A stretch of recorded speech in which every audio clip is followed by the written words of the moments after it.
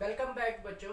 आज हम बात करेंगे क्लास 11 का ट्रिग्नोमेट्री का ये क्वेश्चन में क्या लिखा हुआ है, cos x is equal to -1/3 और आगे क्या लिखा हुआ है, x इन थर्ड क्वाड्रेंट।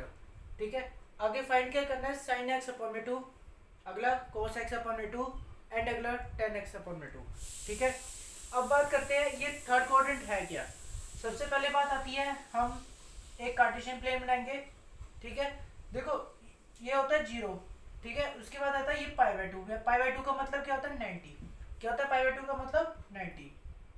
ठीक है, उसके बाद आती है 180 पाई, जिसको हम पाई से भी डिनोट करते हैं, जिसको 180 कहते हैं। ठीक है, और तीसरा क्या आता है, देखो 3π/2 आता है, जिसको हम 270 से डिनोट करते हैं।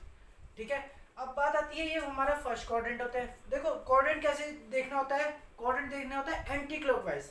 कैसे, एंटी क्लॉकवाइज कैसे होगा, ऐसे एंटी क्लॉकवाइज होता है। कैसे, ऐसे को।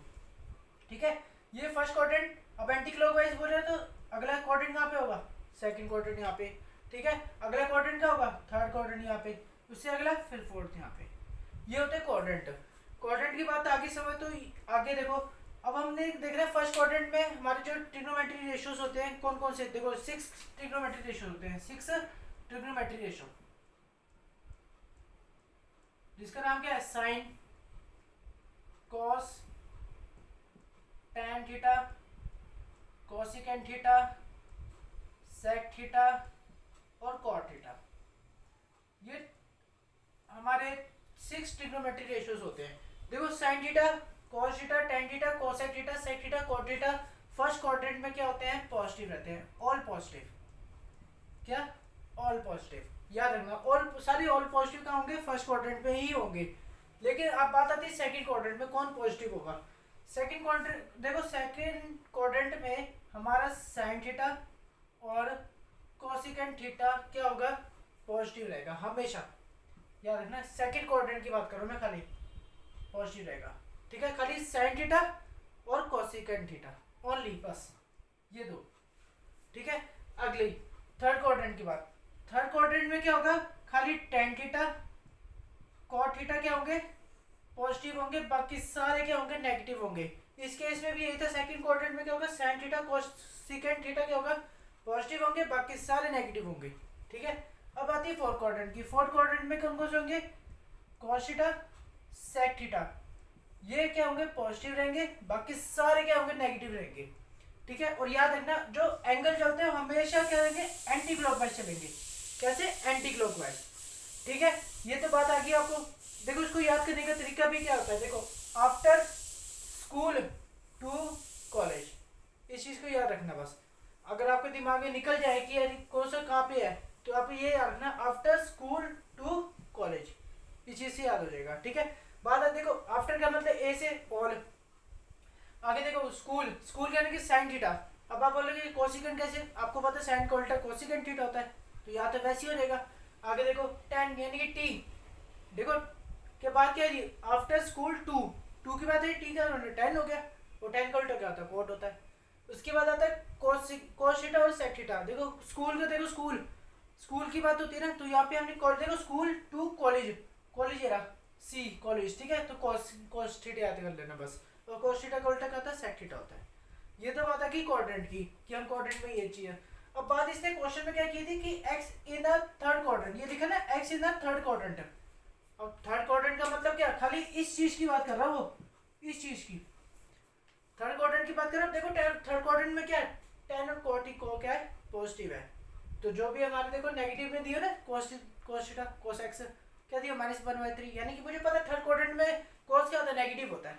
अब देखो अगर मेरे यहाँ पे sin x/2 है, अगर इसकी मुझे फाइंड करनी हो वैल्यू, तो sin x/2 कहाँ पे करूँगा, थर्ड क्वाड्रेंट में ही देखूंगा। थर्ड क्वाड्रेंट में मेरा क्या, जो भी आंसर आएगा थर्ड क्वाड्रेंट में ही आएगा।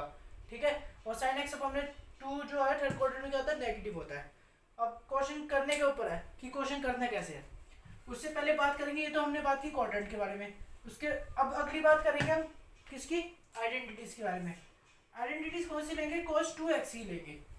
अब आपके दिमाग में आते हैं cos 2x ही क्यों, देखो cos 2x का फॉर्मूला क्या होता है, 1 - 2 sin स्क्वायर x, ये होता है आइडेंटिटीज के अंदर। ठीक है, अब देखो यहाँ पे जो 2x है और यहाँ पे x है, तो अभी भी कुछ हो नहीं रहा, ये दिमाग में आया था बच्चों के। देखो कुछ नहीं करना, देखो आप क्या करना है, एंगल का क्या करना है, हाफ करना है। क्या करना है, एंगल को क्या करना है, हाफ करना है। ठीक है, देखो अगर मैं ये इस एंगल को हाफ करूँ तो उस एंगल को भी हाफ करना पड़ेगा मुझे। ठीक है, अब बात आती है, कई बच्चे दिमाग में आता है कि इस टू को इस टू से काट सकते हैं, नहीं कभी भी नहीं, ये खाली एंगल के ऊपर है बस, ये एंगल के नीचे टू है, याद रखना। ठीक है, पूरे के नीचे टू नहीं है, ये चीज नहीं है, ये एंगल के नीचे बस खाली। तो हम टू से टू नहीं काट सकते, अगर पूरे के नीचे होता ना टू ऐसे तो हम इजिली काट सकते थे, लेकिन ये एंगल के नीचे है, याद रखना। ये टू किसके है, एंगल के नीचे, तो हम कभी भी एंगल से ऐसे कभी भी नहीं कर सकते, कभी भी नहीं कर सकते, तो ये एक सबसे गलत हो जाएगा। ठीक है, तो याद रखना कि ये एंगल के नीचे हमारा टू है, ना कि ओवरऑल। ठीक है, तो इसको हम काट नहीं सकते, तो इसको हम क्या, ये देखो टू यहाँ पे। ठीक है, अब देखो यहाँ से टू काटो, देखो ये तो एंगल के अंदर ही है ना, तभी काटा मैंने। आपके दिमाग में यहाँ की ये तो बाहर है और ये एंगल के अंदर ही है। ठीक है, तो टू से टू काट दिया, तो बचा क्या मेरे पास, cos x is equal to 1 minus 2 sine square x upon में 2। देखो हो गया ना इजी क्वेश्चन। देखो cos x की वैल्यू गिवन है आपको, sin x अपॉन में 2 निकालना बोल रही है ना। ठीक है, देखो कैसे, cos x की वैल्यू कितनी है, माइनस 1 अपॉन में 3।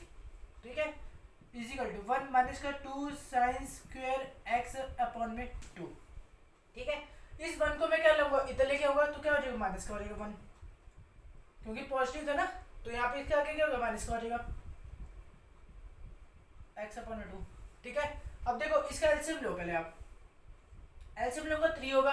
अब देखो कई बार बच्चे को एलसीएम लेना भी नहीं आता, तो क्या करना है, 3 के टेबल में 3 कब आता है, 1 पे आता है, तो यहाँ पे ऊपर इंटू कर दो 1। ठीक है, 1 के टेबल में 3 कब आता है, 3 पे आता है, तो यहाँ पे भी इंटू कर दो 3। ठीक है, तो देखो 1 इंटू 1 कितना होता है, माइनस का 1, और ये क्या माइनस का 3 इजिकल टू जो minus 2 sine square x upon में 2। ठीक है, अब देखो यहाँ पे क्या माइनस, यहाँ पे माइनस, देखो माइनस माइनस क्या होती है, हमारा प्लस होता है, और साइन किसका रहेगा, हमेशा माइनस का ही रहेगा। तो माइनस माइनस क्या हो गया, प्लस, तो 1 प्लस 3 कितना हो गया, 4 हो गया, और साइन किसका, माइनस का बोला था, माइनस का अपॉन में 3। ठीक है, इजिकल टू माइनस का 2 साइन स्क्वायर एक्स अपॉन में 2, बाकी एज इट इज ऐसे उतार दिया मैंने। ठीक है, अब देखो माइनस से क्या हो गया, माइनस कट गया माइनस से माइनस। अब देखो 2 वन 2, 2 टू द 4, कटिंग की है मैंने, 2 वन 2, 2 टू द 4, तो मेरा क्या आएगा 2 अपॉन में 3 is equal to sine square x upon में 2। इतना क्लियर है। अब आती है बात इसको सॉल्व करने की। अब यहाँ पे स्क्वायर है, तो मैं इस स्क्वायर को हटा दूंगा यहाँ से, तो कि यहाँ पे क्या लगा दूंगा, रूट लगा दूंगा प्लस माइनस। अब बात आती है प्लस माइनस है क्या, सिंपल रूट भी लगा सकते थे आप, नहीं बच्चे ये प्लस माइनस इससे लगा है क्योंकि स्क्वायर है, और एक क्वाड्रेटिक इक्वेशन के मतलब क्या होता है कि 2 रूट्स निकलते हैं उसके अंदर। ठीक है, इस बात का ध्यान रखना। ठीक है, तो क्या हो गया, प्लस माइनस 2 अपॉन में 3 हो गया। अब आती है बात है ये साइन एक्स अपॉन में 2 है, आपने वैल्यू कौन सी लेनी है, यहाँ पे तो प्लस भी है माइनस भी है, 2 वैल्यू दिख गई आपको। अब बच्चे यहाँ पे थर्ड क्वाड्रेंट की बात हुई थी, जो मैंने यहाँ पे लिखा था ना, एक्स इन थर्ड क्वाड्रेंट। ठीक है, देखो थर्ड क्वाड्रेंट का मतलब क्या होता है, थर्ड क्वाड्रेंट का मतलब कि मेरा साइन जो होगा हमेशा क्या होगा, नेगेटिव रहेगा।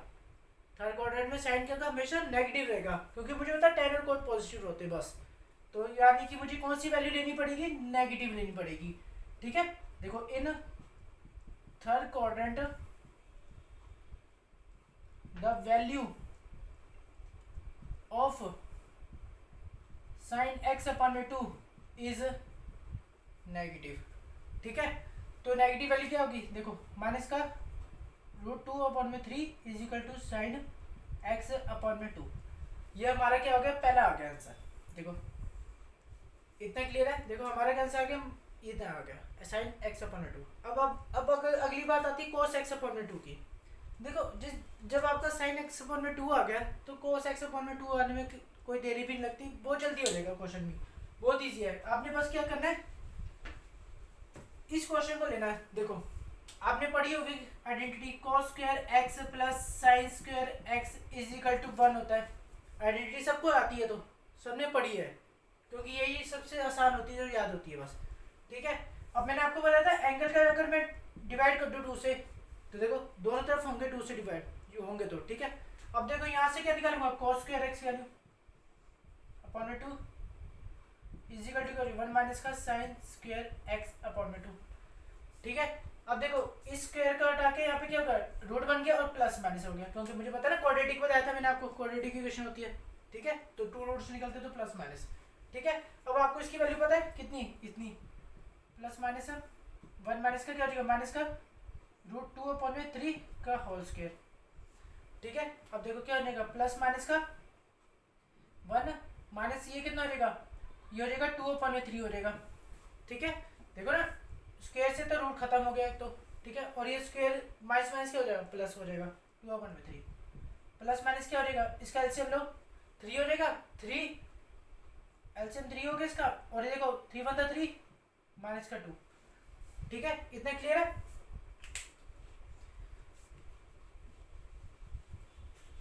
आगे देखो, इसके आगे देखो यहाँ पे क्या आ जाएगा, कॉस एक्स अपॉन में 2 की वैल्यू कितनी आ जाएगी, प्लस माइनस 1 अपॉन में 3 आ जाएगी। इसका मतलब क्या होता है 1 अपॉन में 3 का, देखो प्लस माइनस को इसलिए तो 1 का तो रूट क्या होता है 1 होता है, और रूट 3 आ गया। ठीक है, अब बात आती है कि cos x बाई 2 की वैल्यू कौन सी लूँ, यहाँ तो प्लस माइनस दोनों लिखी हुई है। देखो बच्चे cos x अपॉन में 2 जो है, cos की वैल्यू जो है थर्ड क्वाड्रेंट में, देखो थर्ड क्वाड्रेंट में क्या होती है, नेगेटिव होती है, तो हमें भी नेगेटिव लेना पड़ेगा in third quadrant. The value of cos x upon में 2 is negative, the value of cos x upon में 2 इज नेगेटिव, यानी क्या होगी cos x अपॉन में 2 इज इक्वल टू क्या हो जाएगा, माइनस का 1 अपॉन में रूट 3 हो जाएगा। ठीक है, देखो cos x अपॉन में 2 आ गया, माइनस 1 अपॉन में 3। अब आती है tan x अपॉन में 2। देखो यहाँ तक तो हमने दो वैल्यू तो निकाल दी, एक साइन की निकाल दी, एक cos x अपॉन में 2 की निकाल दी। साइन की क्या आ रही है आपकी आ रही साइन की अपॉन 2 अपॉन में 3 आ रही माइनस का। ठीक है, और इसकी कितनी आ रही है, माइनस 1 अपॉन में रूट 3 आ रही है। ठीक है, अब आती है tan x अपॉन में 2 की। tan x अपॉन में 2 तो बहुत ईजी है, सभी को आता है कि हमने पता है कि tan x अपॉन में, यानी tan x की वैल्यू कितनी है, ऐसे लिख सकते हैं sin x अपॉन में cos x लिख सकते हैं। अगर मैं एंगल का हाफ कर दूं तो सभी एंगल का हाफ होगा। ठीक है, और देखो इजी हो गया ना, sin x अपॉन में 2 की वैल्यू कितनी है, -2 अपॉन में रूट 3 अपॉन में cos x अपॉन में 2 की वैल्यू कितनी है, -1 अपॉन में रूट 3 की। माइनस से माइनस कट गया, रूट 3 से रूट 3 कट गया, तो मेरा आंसर क्या आएगा, रूट 2। देखो कितना इजी हो गया ना क्वेश्चन। देखो tan x अपॉन में 2 की वैल्यू कितनी आ गई, रूट 2। अब एक बार होता है, सबसे इजी क्वेश्चन था, सबसे इजी, और बिल्कुल देखो एक एक चीज बताई मैंने आपको कि ये चीज आनी है और ये चीज होनी है। ठीक है, तो थैंक यू।